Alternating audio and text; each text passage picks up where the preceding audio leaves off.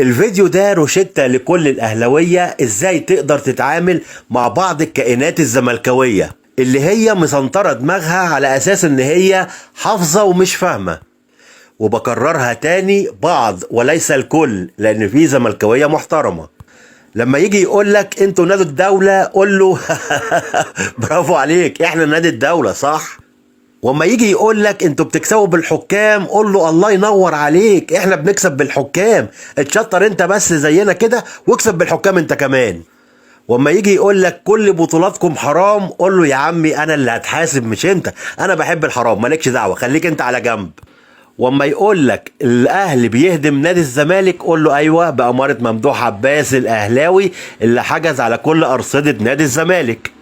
ما هو ده لازم تتعامل معاه كده، احنا ماشيين بالادويه والعلاج، ده انتوا جبتوا لنا الضغط والسكر، حرام عليكم وربنا ارحمونا.